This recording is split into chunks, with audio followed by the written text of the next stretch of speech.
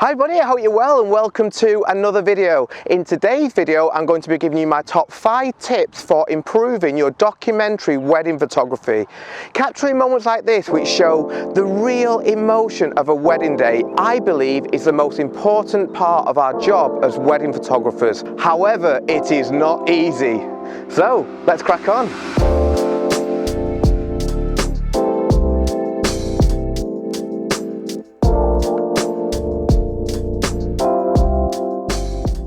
A lot of the videos that I make for my channel are focused on how I use off-camera flash to make creative portraits like these. There are specific videos on my channel showing you exactly how I created each of these images, and I love trying out new techniques and pushing myself creatively to try and come up with new ideas for portraits. But in this video I'm going to talk about documentary wedding photography. In other words, those shots on a wedding day which are totally natural and not set up in any way. The real moments which convey the genuine emotion of a wedding day. Because as much as I love taking creative portraits of my couples, and the majority of photographs which I show on my social media are those shots, the portraits are a very small part of the wedding day for me. For example, if I spend 12 hours shooting a wedding, I will spend 11 and a half of those hours capturing the day in a completely documentary way, photographing things exactly as they happen and not setting anything up, just observing and shooting the day as best as I can. And although I love my creative portraits, I don't believe that they will last as long as the photographs which do show the true emotion of the day. It is photographs like these which I believe will be looked back on in years to come, rather than the cool portrait which are more for the now.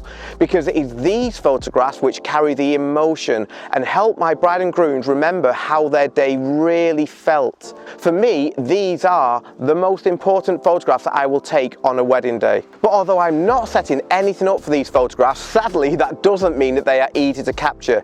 In fact, because we have no control over when and where the moments happen, they are actually harder to capture than a creative portrait, which, although it may look very complicated to set up, is actually easier because we have complete control over those portraits. So to help, I'm going to give you my top 5 tips for improving your documentary wedding photography. Now, a little disclaimer, so much goes into becoming a good documentary wedding photographer. Learning to read people, learning to anticipate moments, understanding how patience is required, compositional skills, being completely in tune with your camera so that you can react really quickly when the moments happen. Most of this takes years to achieve, as well as the fact that I'm still on that journey myself and have a long way to go. So I'm not going to go into the real complexities of what makes a good documentary photographer, as that would mean that this video will be hours long. So instead, I'm going to give you 5 general tips which, if you're not doing them already, I believe will really help you in making the biggest improvements to your documentary wedding photography.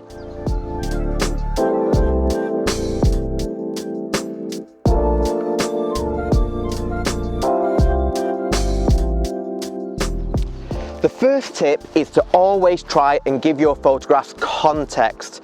By this I mean that we want the image to tell us a story. For example, this is a nice photograph of someone laughing, but we don't know what they're laughing at. But in this example, when we include the person who the bride is laughing at in the same frame, we give the photograph context because it helps to tell the story. I run a Patreon which is focused on wedding photography education, and within that Patreon I offer critique sessions, and one of the things which I often see in those sessions is images which lack context. So my advice would be to always try and keep that in mind, because it is extremely important when it comes to documentary wedding photography. Another example could be a shot of the wedding rings. This is a shot of wedding rings. It does what it says on the tin, but it's just a still life photograph. It doesn't carry any context or feeling. Whereas this shot, which I took whilst the bride was showing her new wedding ring to her grandmother and is completely unposed, does carry context. It tells a story. They're both detailed shots of a wedding ring, but one has so much more significance and context to the wedding day. So when you're shooting, ask yourself, does my shot have context? Does it tell a story? If not, can you recompose or include more elements in the photograph so that it does tell more of a story? Always try and keep that in mind when you're shooting.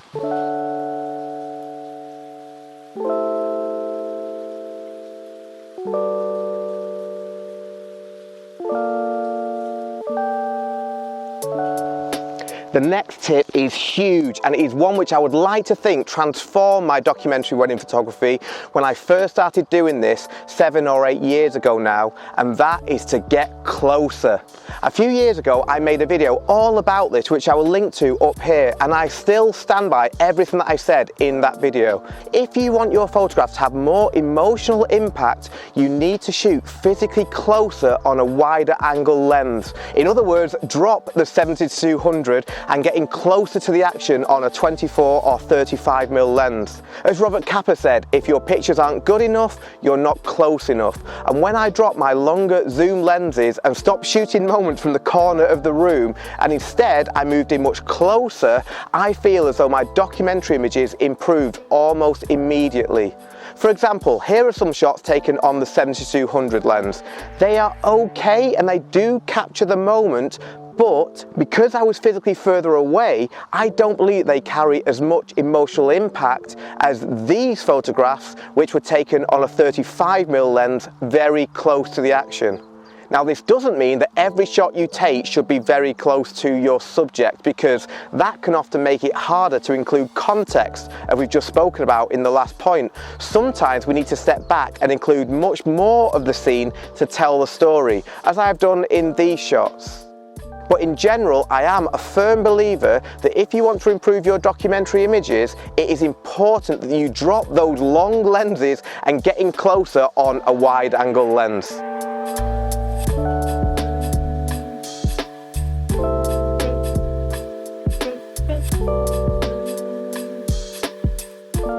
My next tip is to shoot silently, and again, just as getting close will improve your documentary photography almost instantly, the ability to shoot completely silently, which modern day mirrorless cameras now allow us to do, is an absolute game changer.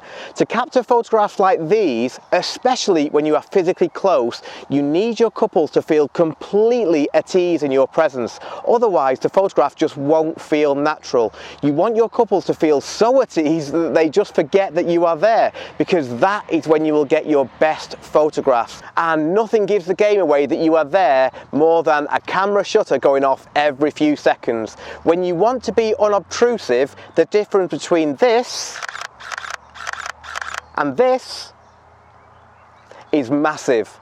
Shooting silently allows you to get closer too, because your camera doesn't seem like an intrusive tool anymore, which is just giving the game away to your presence. And being silent means that you can take as many shots as you like whilst everybody in the room is completely oblivious to the fact that you're even pressing the shutter.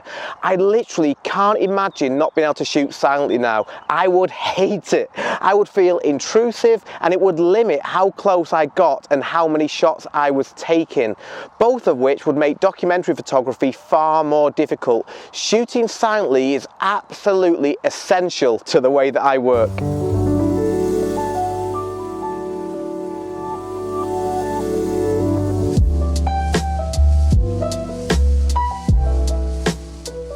And following on from that is tip number 4, which I know is a controversial one, and that is to shoot more.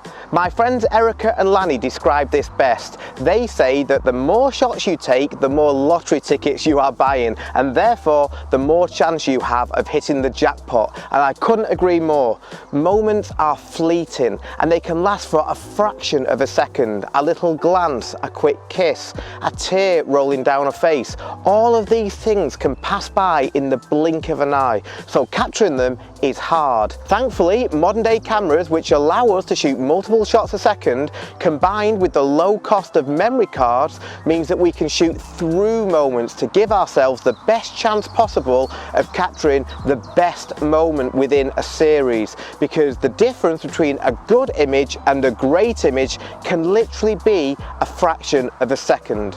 On a wedding day, I will typically take between 5,000 and 8,000 photographs, but that isn't 5,000 to 8,000 random shots of different things. The vast majority of the images that I'm taking will be very similar to each other, and my job when culling will be to make sure that I select the absolute best moment within each series. For example, to illustrate this point, here are 76 photographs from Amy and Carl's wedding when Amy was walking down the aisle, and all these photographs were taken within 2 minutes of each other. I'm now just going to go into this series of images and show you a couple of examples as to why I shoot through the moment. So if we look at this photograph first of all, this photograph doesn't quite work for me because Carl's eyes are closed and Amy's eye isn't the most flattering, whereas when we look at this photograph, everything works. Carl's eyes are open and Amy's eye looks so much nicer than in this example, but those were both taken within the same second. Same with this photograph here. This doesn't quite work because Amy's eyes are closed and she's not looking at her mum, but whereas this photograph, everything works. Again, these were taken within the same second. And with this photograph, this one doesn't quite work because of the angle that Amy is stood at. However, within the same second, I also took this photograph where all three faces are looking really nice. And hopefully you can see now why I choose to shoot through moments. It is to make sure that I am choosing the absolute best moment out of a series of shots which are very, very close together. Now, I know that there are wedding photographers out there who think that taking thousands of shots on a wedding day is cheating, or it means that you don't know what you're doing, but personally, I don't see why you wouldn't want to use all the technologies that is available to you to give yourself the best chance of creating a stronger set of images as you can. It just doesn't make any sense to me why you wouldn't do that. The only downside really is the extra time it will take to cull your images and maybe the cost of a few more memory cards. But I think that that is a small price to pay for the better images which you will almost certainly be getting by taking more photographs.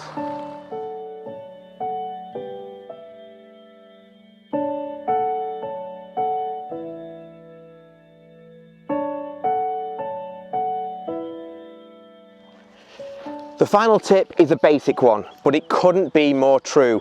And that is simply to work harder. To get good documentary photographs, you need to work really hard. Even though we don't have to set anything up for these moments, they will be happening whether we were there or not. To capture them well takes a lot of hard work.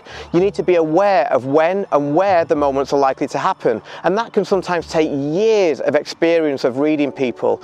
We need to make sure that people are comfortable around us so that they lose their inhibitions about being photographed. We need to be looking constantly at everything which is happening around us, which when you're shooting a full wedding day can be mentally really draining and tiring. And all the while we need to be constantly considering our lens choice, composition and our exposure.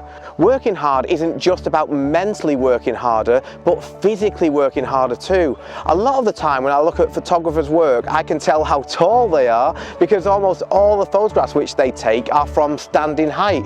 But the most interesting shots and compositions are often taken either very low down or from up high. So don't be lazy. Bend down to shoot, lie on the floor, climb up high. Just get your camera wherever it needs to be in order to get the best and most interesting shot you can of the scene that you are shooting. The reward for this can be to capture moments which you know will be looked at and loved for years to come. The emotional value of a good documentary wedding photograph, which contains real emotion, will only increase over time. And as I mentioned earlier, I believe that the photographs which will truly be treasured by our couples in years to come won't be the off-camera flash portraits, which are very much, I think, for the now. They will be the shots which show themselves and their friends and family completely unposed and showing their true personality and emotion. So work hard for these images and be proud knowing that they're going to be looked at for many, many years to come. As always, I hope you've enjoyed this video and found it useful. If you haven't done so already, I would really appreciate it if you could please like the video and subscribe to my channel for more videos like this in the future. Thank you very much for watching, and I will see you next time.